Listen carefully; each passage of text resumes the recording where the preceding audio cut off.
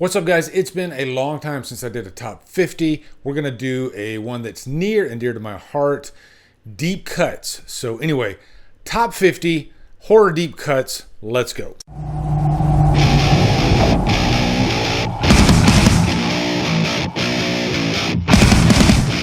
What's up, guys? Welcome to another ranking video. This is a big ranking video. I have a playlist for what I call big videos, where top 50s, documentaries, all kinds of stuff, so definitely check that out. Now, this is a list of movies that I think I've reviewed just about every one of these movies. I have a deep cuts playlist, okay? So if you want to cheat a little, you can check that out. But it's probably faster just to listen to me go through these. I'm just going to give you the quick, broad strokes on these movies. There's 50 of them. I want to get through this pretty quick. But if you want a more in-depth review of these movies, definitely check out the playlist. I will put a card here for that, and you can go through any one of these movies and watch a full review. It'll probably take you a couple days to get through all of them. But yeah, so anyway, really looking forward to this. Also, I posted this on my socials, and I did get a couple of ideas from you guys. I did that on purpose, and I had to change some things around. It's tough to come up with only 50, because this is a list that could be endless. These are underrated movies, and of course, a lot of you are going to recognize maybe a lot of these movies, but I guarantee you there will be a movie or two on this list that you have never watched before, and some you might not have even heard of, okay? So anyway, let's get started. Number 50 is going to be We Are Still Here. This is one that I added just at the last minute, right before I hit record. Somebody mentioned it. I'll even say Erica Bro mentioned this movie. Saw a couple people mention it on Killer Flicks, and I was like, wow, I can't believe I forgot about this one. We Are Still Here is fantastic. Barbara Crampton's in it. It's a pretty recent movie. It came out in 2015. One thing I love about this one is the ghosts in the house, because the house needs to pretty much consume a family, and the ghosts, they're very lifelike. Like, they look like they could reach out and touch you. They're not like invisible looking like a lot of ghosts are. And they can reach out and touch you. They can kill. It reminded me of like The Fog, the ghosts in The Fog. And those are my favorite types of ghosts. Number 49 is The Evil. This is a movie from 1978. You can get this on a Shout Factory double feature. There's a lot of haunted house movies out there. I think this one is definitely one that is just as good as a lot of the greats, but often gets looked over, maybe because it doesn't have, the biggest star power. I think Richard Crenna is in this movie, but it's got some good chills in it and some creepy vibes along the way. And because this came out in 1978, I think there's some great practical gags in this movie, a way to really freak out not only the audience, but probably some of the actors that were doing the scenes. Number 48, Hell Night. I guess it's a cross between a slasher and a haunted house movie, and maybe even a creature feature. All right, I'm not going to spoil too many of these movies in here, even though they are old, but this is definitely a slasher that is unique in terms of who the killer is, the overall vibe of the movie, because it's a kind of a blending of genres, and you're going to see more of those movies along the way in here. It's got Linda Blair in it, which is always awesome. But also, I love the score in this movie, because it definitely has more of an old school 50s and 60s gothic type vibe. Even for the 80s, it doesn't feel like a modern 80s score, and I found that quite refreshing. Number 47 is Funhouse. I think of all the carnival movies, and there's been quite a few of them of recent years, the Funhouse is definitely the best. It's a Tobe Hooper classic from the 80s. Tobe Hooper, I love that he just doesn't hold back in terms of scaring an audience, and that doesn't just mean like effects, but also just the performances that he is able to get out of his actors. I love when an actor can scream and it feels real, like they are genuinely terrified. And also the I guess you'll call him the inbred or whatever type character you want in this. The practical effects and the makeup of that character are spine tingling. I think Rob Zombie borrowed quite a bit from Tobe Hooper, if I'm being honest. Number 46, All Cheerleaders Die. This is another newer movie from a few years ago that I never hear anybody talk about. I found it in the Walmart dumpster fire, and every now and then you can find a hidden gem in the Walmart dumpster fire, and this was one of them. I don't think there's any names in this movie that you're going to recognize, but I think it's really zany and funny. It's a good blending of comedy and horror. And I think the performances in it are really good too, but it also involves like witchcraft and high school and teenagers, and we all love that stuff, right? It's like a melting pot, but it's just really funny at times. Number 45, Madhouse. I gotta think Damon Maffey for recommending this one to me years ago. I reviewed it immediately, and this is the alternative to Happy Birthday to Me. They always say for every Dante's Peak, there's a volcano. For every Happy Birthday to Me, there's a madhouse. They both have very similar premises, very similar last acts, even with a table with dead victims all around it. Both movies have that. I didn't put Happy Birthday to Me on here because I think that is a widely well-known slasher movie, and I did see some people mentioning it. But these are more movies that I don't hear people talking about enough. And Madhouse is definitely one of those movies. I never hear anybody talk about Madhouse. And I think it is just as effective as Happy Birthday to Me. I prefer Happy Birthday a little bit more because that movie's wacky and crazy too. But this one is definitely wacky and crazy. And it also has canine horror in it because it's got a Rottweiler scene that's not for the squeamish. Number 44, Just Before Dawn. It's a backwoods slasher that, again, I don't hear people talking about enough. And this is a top-notch backwoods slasher with two of the coolest kill scenes I have ever seen. I'm not going to spoil them for you. Also, the final girl is easily one of the most underrated final girls I have ever seen grace the silver screen. Just because she has such a great arc. You know, she starts off as just a normal teenage girl that's, she has this fear of standing up, and she has to in the last act of the movie, and she does in a really big way, and she's able to deliver one of the coolest death scenes that a final girl delivers. I'd say top 10. It's that good. Number 43, Bloody Birthday.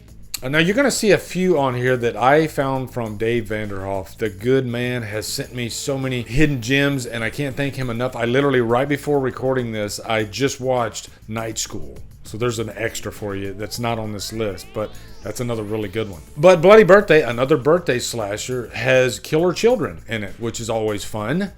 These children are horrible. You are going to hate them, and you're going to be a little scared of your own children after watching this movie, okay? So make sure you're a good parent. Number 42, Spider Baby. We're going to dig back to a classic. This is one I found out through one of my patrons years ago, and my patrons have recommended so many great little flicks that I've never heard of. You're going to see a few of them on here. This just gives me another chance to recommend them. But Spider Baby, it's black and white. It has a young Sid Haig in it. Another movie that I think is highly influential, especially as far as like psychotic families go. Even like Tobe Hooper was probably influenced by this movie. And I say, as far as psychotic families go, this has one of the best. Loved the characters in this movie. I could do another list of psychotic women in horror down the line, and this one would definitely fit that bill. Number 41, Funny Games. This is a remake of, I think it's a Danish film, but I'm sure I'm wrong,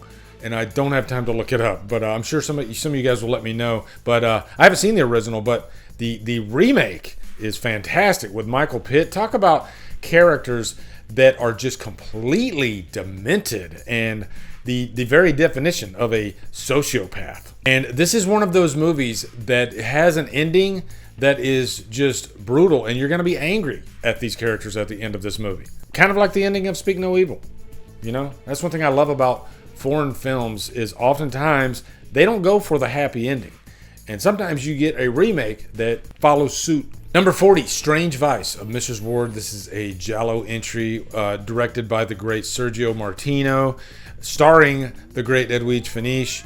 I'm definitely going to have some Italian horror on this.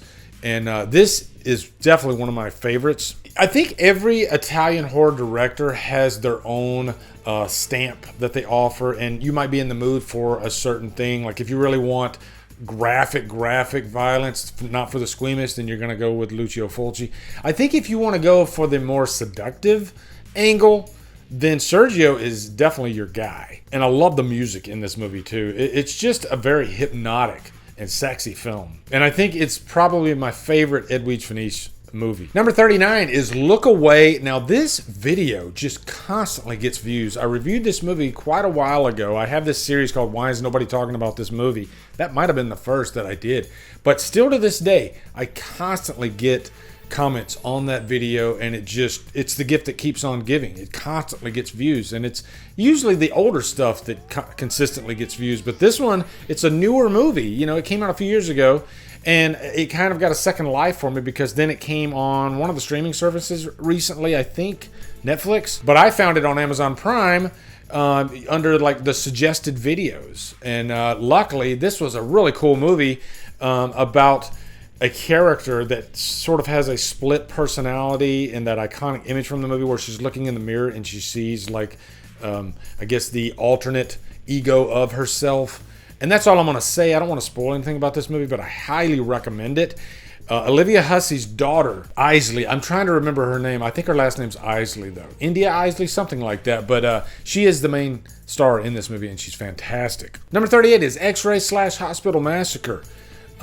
This is another Canon Films movie. I almost put Schizoid on here because that's kind of a double feature. But this is the one that I definitely prefer.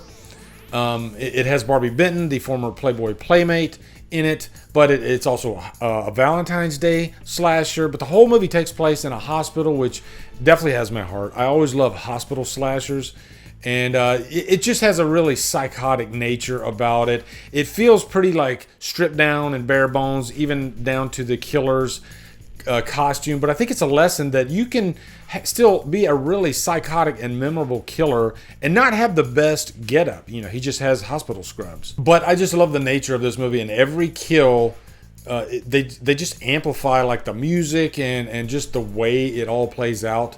And it's just very unique. There's very few slasher movies like Hospital Massacre. Number 37, Toys Are Not for Children. This is a movie that was requested by, I think it was Brian Pacheco a couple years ago. And I, since that day, have not gotten this movie out of my head. It is one of the most unique, not just horror movies, but movies I have ever seen. And it's very controversial in nature. And I'll just say this. It involves a woman that has a fetish with toys.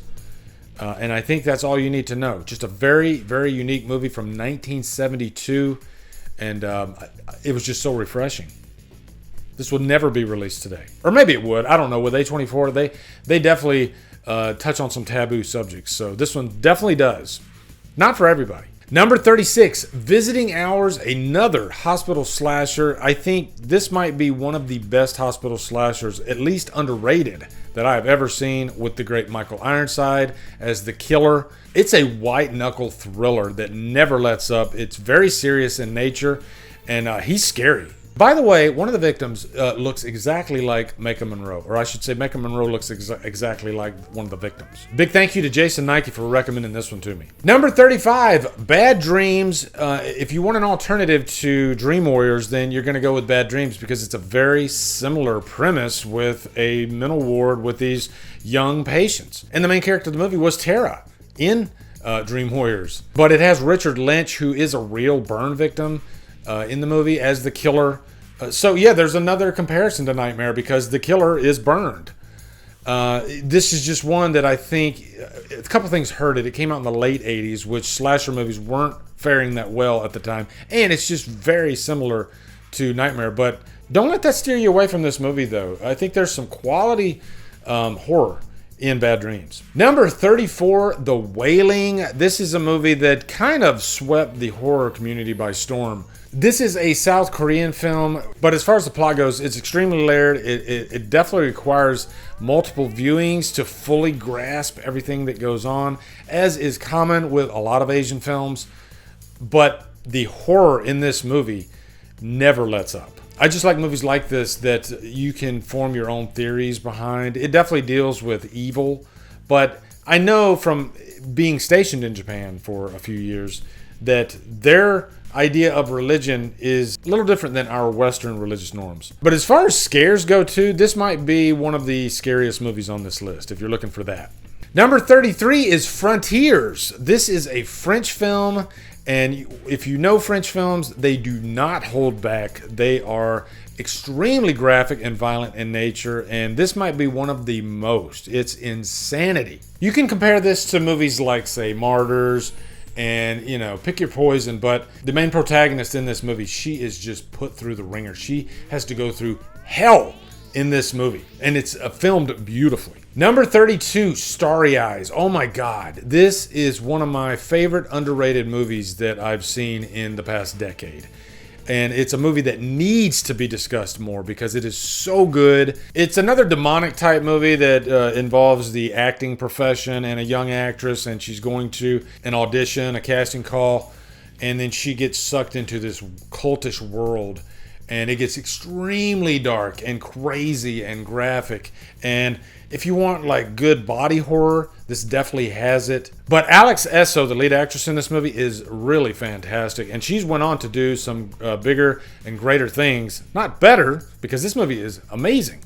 But I'm really happy to see her career flourish. I met her at Spooky Empire, and she was extremely nice. And, that's the way you wanted to be treated by a celebrity, right? Just very grateful and appreciative. And I even got a signed poster over there, which you can't see it in the frame. But yeah, I've always loved this movie, and I've been meaning to do a revisited for it. And I think maybe this is the push that I need. Number 31, Someone's Watching Me. This is a John Carpenter TV movie that came out. I believe he directed this right after Halloween. And it's got Lauren Hutton in it. But I think this movie is highly influential because I've seen a few movies like Watcher with Maika Monroe recently that is very similar in premise to this movie. It's about a stalker, and it's also about a high-rise building. So you get Lauren Hutton in the high-rise, and she sees this stalker across the way. Again, very similar to Watcher. But, you can't lose when you get early Carpenter. I just love his directing in that time frame. And I think nobody can create dread more than him. But this is a TV movie. You can definitely tell it's a TV movie, but I still think it's quite underrated. And Halloween 2 originally was going to take place in a high-rise, and I've always wondered if this movie was what that turned into. Number 30, Open 24 Hours. This is a movie that came out a few years ago. It involves a convenience store. There is a subgenre now called convenience store horror because there's quite a few horror movies that take place in a convenience store. And you got this character getting out of this really abusive, bad relationship.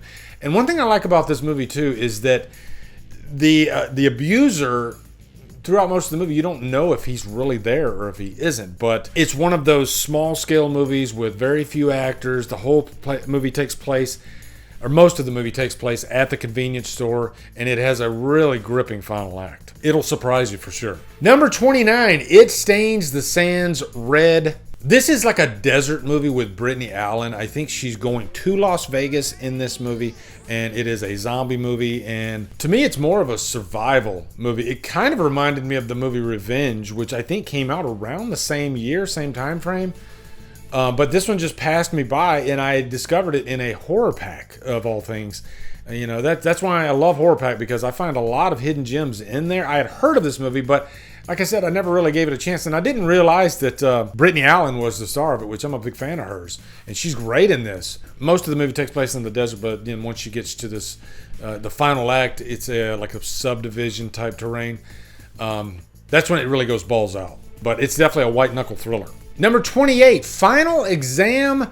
If you want your slasher movie that feels very similar to Halloween, and there's going to be another movie on this that's that too. But yeah, definitely Final Exam. I do like that this one has a killer that is just a normal guy. He doesn't have a mask or anything. They definitely use the shadows and whatnot in this movie. It takes itself very seriously. Some might say a little too seriously, but I mean, Halloween took itself very seriously in terms of the tone. And it's got a good score. Again, that's kind of similar to like a Carpenter score. But it's definitely a fun little slasher. Number 27, Hell High. This was such an unexpected surprise. A movie that I had never heard until Dave Vanderhoff sent it to me. And when I watched it, it was just so unique. It is like a high school slasher with a very eccentric, unique group of kids. And you'll see like these weird masks in the movie. It's another one of those movies that's kind of a blending of things because it's a slasher, but also you just have a very psychotic character. I don't want to spoil anything about this movie because I want you guys to see it for sure. But there's a teacher in this movie that's kind of the main focus later in the movie. And let's just say it gets crazy. It's a late 80s movie. Highly recommended. Number 26, The Dorm That Dripped Blood. We're going to go way back. This is the early 80s. I think it's either 80 or 81. But Daphne Zuniga, this I think was her first movie, and she has a very small part in this movie. But I'm going to spoil a little something here for you, okay? This movie has the distinction of being one of the few movies where they actually You know what? I'm not going to spoil anything. I was going to, but because it's underrated and I want you guys to watch it, but I will say it involves the final girl, okay? There's something unique about the final girl in this movie, okay? And that's all I'm going to say.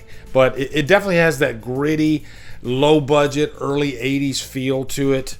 It's nasty. It's dirty. Kind of like Maniac. Not as dirty as Maniac. No movie's as dirty as Maniac, but it's definitely in that category for sure. And, all the way down to the acting. This definitely has some bad acting in it. They definitely tightened that budget as much as they could, but it's still highly enjoyable.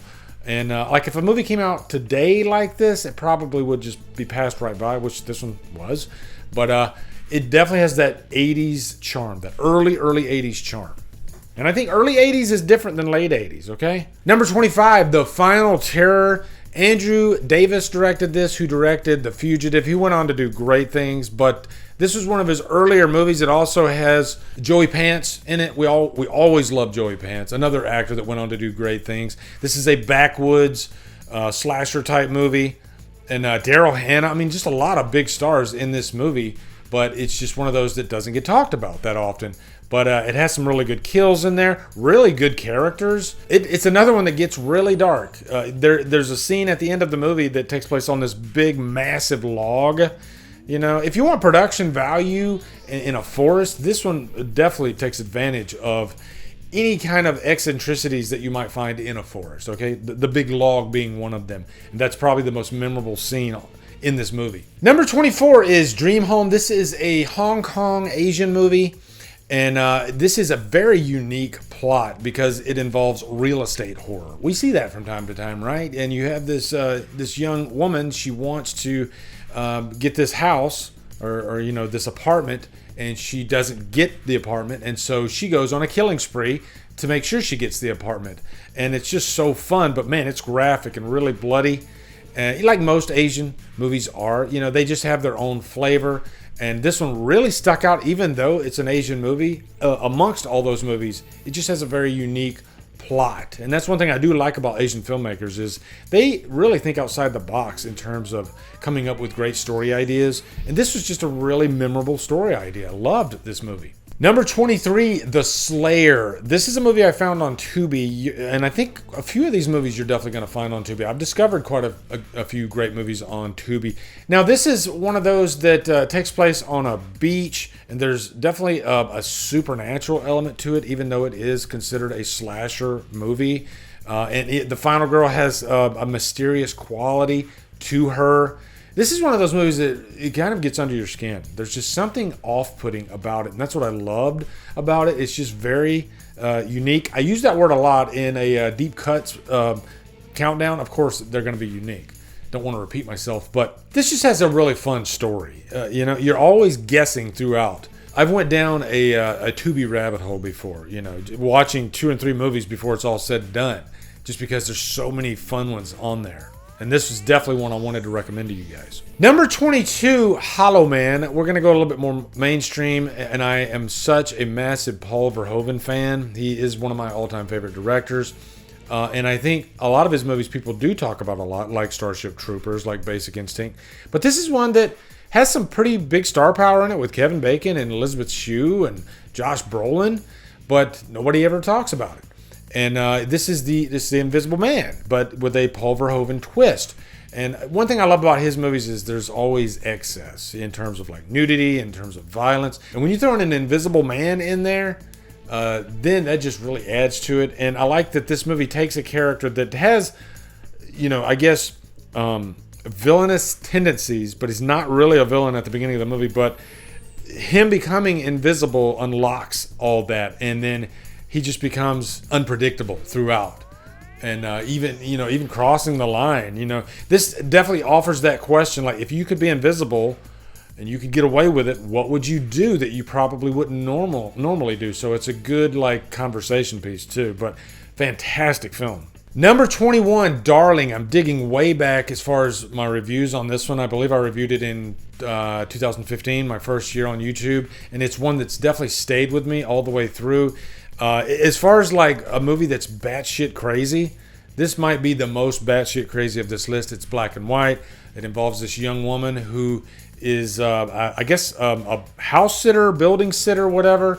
And then everything just starts going insane, around her in this movie. It's the very definition of a psychotic horror movie. And if you're wanting more like art house type horror, this is definitely under that umbrella. But I could not take my eyes off this movie. Number 20, we're getting down there. Top 20, Nowhere. This is a movie that I reviewed last year.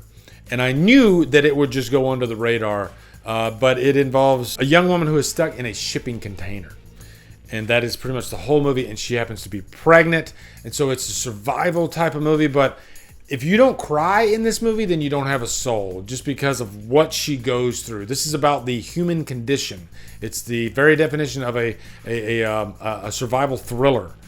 But man, as far as characters, I loved this character to death, and how she would not give up. It's just a very inspirational type of movie.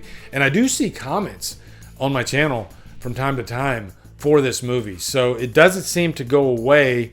Maybe it'll be the next look away, because once people catch on to this movie, they I think it stays with them. They can't stop talking about it. It's a foreign film that I found on Netflix, and shout out to Jason from Sinister Cinema Reviews. He recommended this one to me, and he was right. As soon as I watched it, I couldn't get it out of my head. Number 19, Offerings. I'm gonna say this is a Halloween ripoff, and it's not even really a good movie at all, but I could not resist putting it on here just because you will be in shock by how much of a ripoff of Halloween this is, and I think you will enjoy that aspect of the movie. It's also very similar to Final Exam, even though, yeah, this definitely came out after Final Exam. It came out in the late 80s, but the score is a ripoff of John Carpenter's Halloween score. I think it's off by like one note, which is hilarious.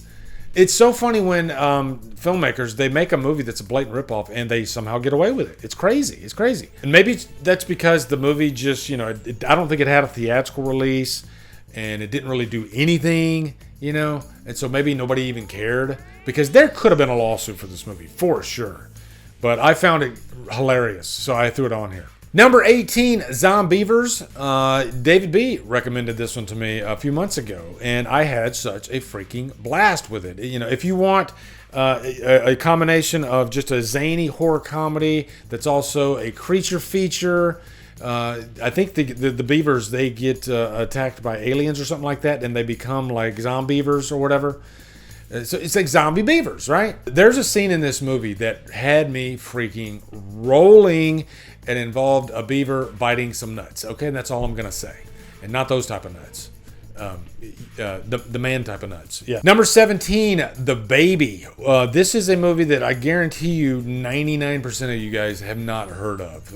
And another one of my patrons recommended this movie, and I could not get it out of my head after watching it. 1972, I believe it came out.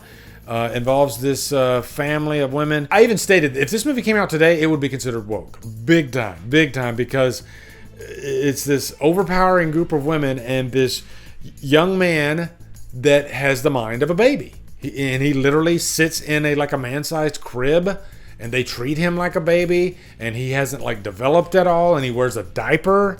And there's some just really uncomfortable scenes in this. What's cool about it is you would think, okay, with a plot like that, this got to be like a lower budget movie. No, it feels like a big Hollywood type budget movie for that time. With a great production value, great acting, everything. But unforgettable. Number 16, Strip Nude for Your Killer. This is another Edwige Finish movie. This is one of the few movies that actually have a killer with a motorcycle helmet. And I've reviewed a few of those now. Night School that I just talked about earlier in the countdown. I can't remember who directed this one. It is definitely a Giallo movie. And I think as far as excess goes in terms of nudity, this one definitely takes the cake. But it's also a really fun whodunit. I don't think it breaks the mold or anything other than it has a motorcycle helmet, killer. But I can think of worse things than, watching Edwige Finish in a slasher movie. So, yeah, that's just a great freaking name. That's one of the greatest freaking names of any horror movie. Strip Nude for Your Killer. Number 15, Butcher Baker, Nightmare Maker. I love a unique and zany plot, and boy, is this one. This is one of the movies that David Gordon Green was inspired by for Halloween Ends. And, that pissed a lot of people off. But I love that about that. I love that I can see so many different influences in Halloween Ends, and I think in terms of like Corey's relationship with his mother, that's where he got the influence for Butcher Baker Nightmare Maker, because you got a young character he's got a girlfriend, but he's also got this very possessive, I think she's his aunt in the movie, because I think his parents died at the beginning of the movie. So his aunt, she's just completely obsessed with him to a dangerous level. And she'll do anything, kill anybody if they get in her way. This was on Shudder for a while. It might still be. If it's on there, definitely check it out. Number 14, Raw Deal. This is not a horror movie, but I needed to cheat a little bit because this is a movie that I just grew up with in the 80s. I remember renting it on VHS when it first came out with Arnold Schwarzenegger. And it's one of those that slipped under the radar because it's kind of like between, I think, Terminator and Commando. It's the movie he did. I think it's either before or after Commando, but for some reason nobody really talked about it. I can see why, because it's more like straight-laced, but I like that this gave Schwarzenegger a chance to really flex his acting chops, and it doesn't depend on action like his other movies do at that time. It's more of like a crime world type movie. And when I first saw it, I don't think I liked it as much because I wanted just the straight up Commando, balls out action Arnold. But as the years went by and my I guess cinematic palette broadened a little bit, I went back and watched this movie and I found myself actually loving how different it was. And Schwarzenegger's even stated that he looks back very fondly on this movie and it really made him a better actor. And it definitely has some of those really funny Arnold lines in it. His name's Joseph P. Brenner, I think, in the movie. And the cop asks him, what's the P stand for? And you can imagine what he says. Okay, number 13, Nightmare Beach. Speaking of motorcycle helmet wielding killers. This is another movie that it's an American movie. It was filmed in the States, but I think it had an Italian director or something like that. There's like a blending of things in this movie, and you can definitely tell. This was an experiment for me. First off, it is a beach slasher, but one thing I thought was really cool about this movie was it has an Italian dub, and usually I'm going to watch the native language, but the acting is so freaking horrible in this movie that I thought I'm going to watch it again, and I'm going to watch the Italian dub with Italian actors, you know?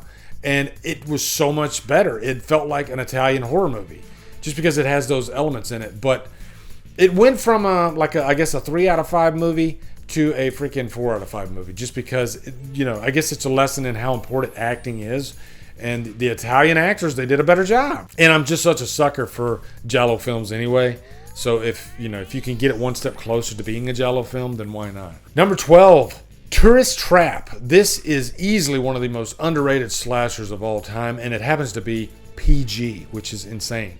Early 80s slasher movie, and don't let it being PG throw you off because it's highly effective as far as like scares go. And think of movies like Poltergeist, even though this is a slasher movie. Poltergeist is a PG movie, and it's terrifying, at least for most people when they first saw it back in the 80s. So this movie, I think, is pretty creepy too because it deals with mannequins, right? And this just very eccentric villain in the movie. But there's all these weird noises in the movie too involving the mannequins. And you got the late Tanya Roberts in this, which is always great. It's also a director from Texas. I always like those Texas slasher type movies. Number 11, Silent Rage. And this is one of those movies that I'm always itching to recommend to people if they're looking for like you go on a forum or a Facebook group and they say, hey, I need a new slasher movie to watch that I haven't seen. And oftentimes I'll say Silent Rage because a lot of people haven't seen Silent Rage, and it happens to be the ever elusive action slasher. It has Chuck Norris in it.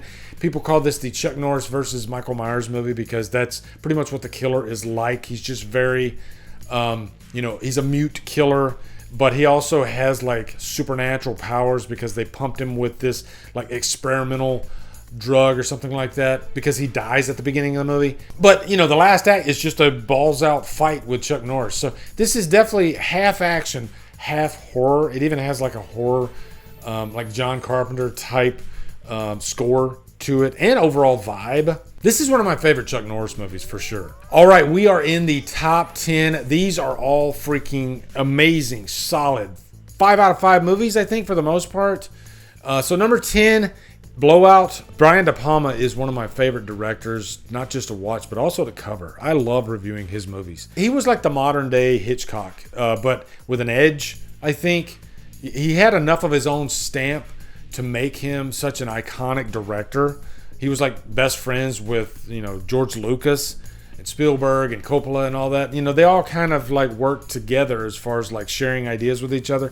But he definitely has his own stamp. And if you want excess, De Palma is, that's a big part of his films. And I think Blowout is one of his most straightforward movies. But it's still definitely a De Palma movie about a sound engineer played by John Travolta. This was a huge bomb, I think, for Travolta when it came out, but it's definitely found its audience.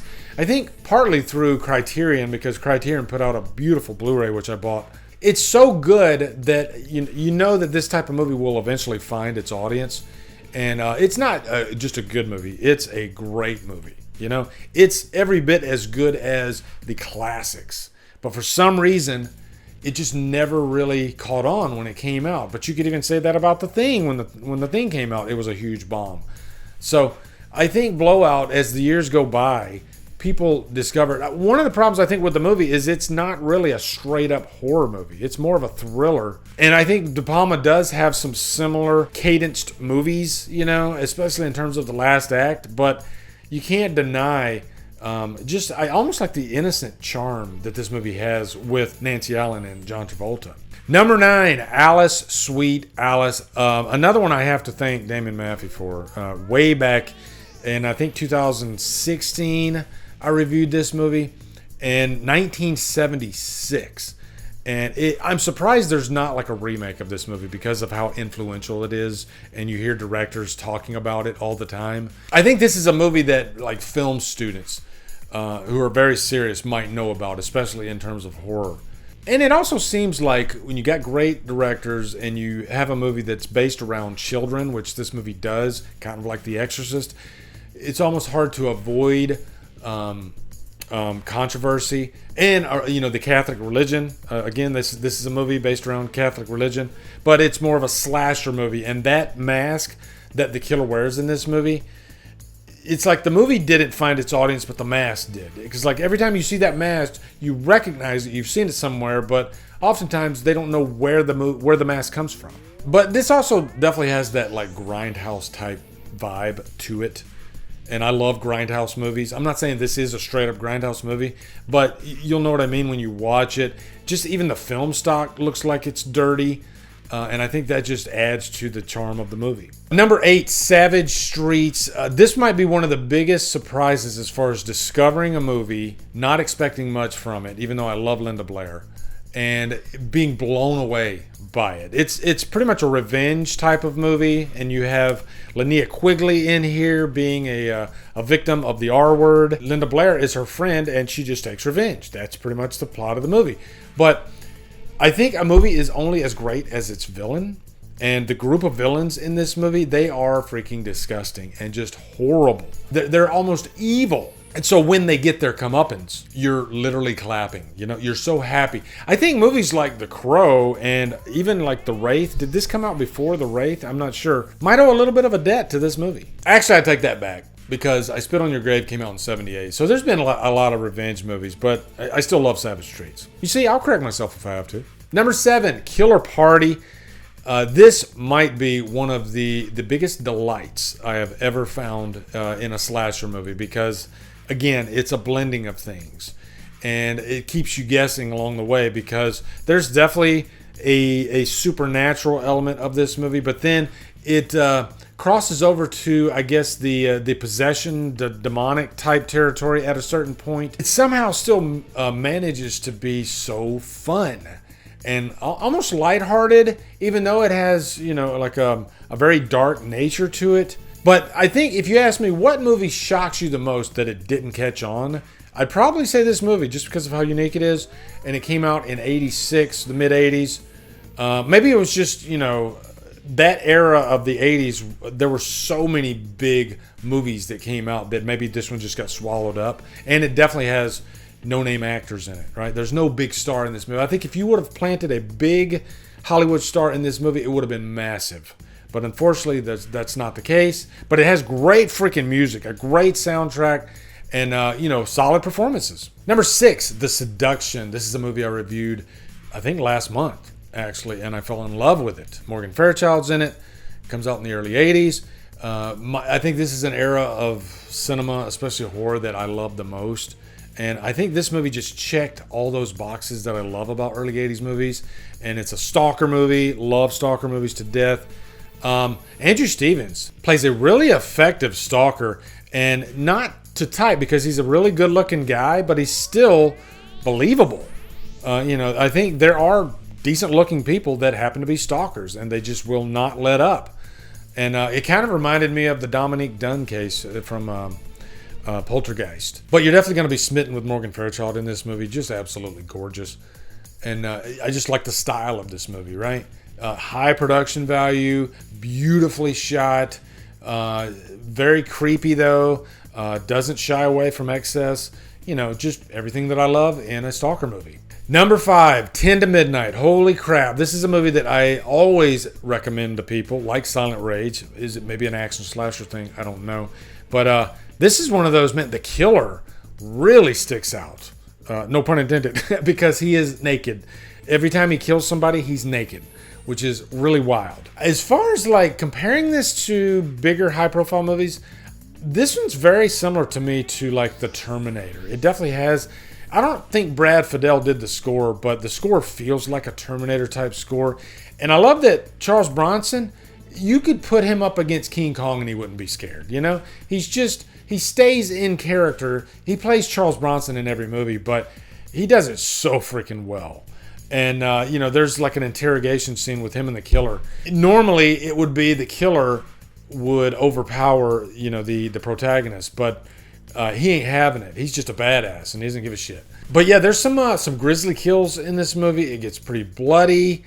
You got a delightful young cast in the movie. I think they're all college students. Or they might be just like young working. It's been a while since I've seen it. But man, I love 10 to Midnight to death. It's definitely my favorite Charles Bronson movie, and I know that's a tall order. Man, these top 4 guys are freaking stacked. I mean, it's been stacked since like 10, but yeah, number 4 is freaking pieces. Jesus.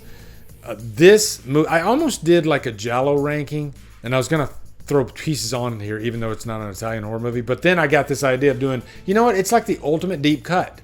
And every time somebody finds pieces, it's that movie that they want to go and tell somebody else about, right? Because just of how wild it is and graphic, and especially for like the early 80s. It's just a really graphic and unpredictable slasher movie. I believe it's a Spanish movie, but it definitely has like Giallo vibes. Even the killer looks like a Giallo killer. There's a couple scenes that stick out that are so unintentionally hilarious. Like the actress screaming bastard, that's iconic as hell.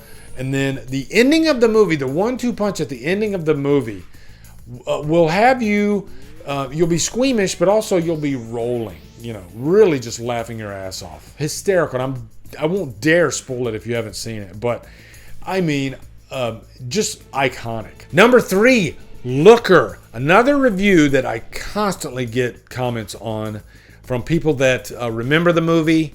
It came and went, but the distinction about this movie too is it's PG, but it's filled with nudity.